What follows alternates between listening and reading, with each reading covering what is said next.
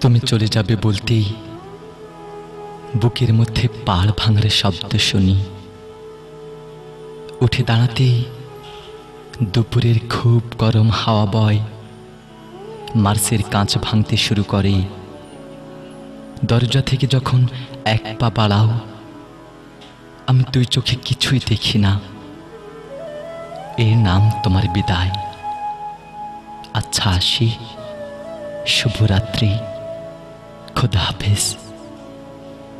তোমাকে আরেকটু বসতে বললি তুমি যখন মাথা নেড়ে না না বলো, সঙ্গে সঙ্গে সব মাধবীলতার ছোপ ভেঙে পড়ে।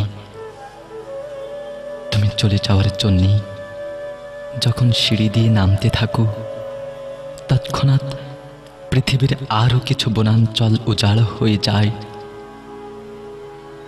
তুমি উঠোন পেরুলে আমি কেবল শূন্যতা শূন্যতা ছাড়া আর কিছুই দেখি না। আমার প্রিয় গ্রন্থগুলির সব পৃষ্ঠা কালো কালিতে ঢেকে যায়।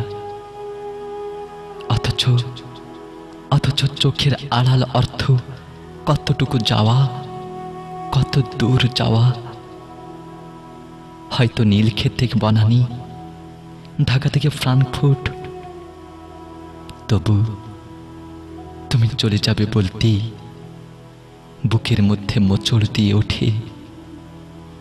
সেই থেকে অবিরাম কেবল পাড় ভাঙার শব্দ শুনি, পাতা ঝরার শব্দ শুনি, আর কিছুই শুনি না।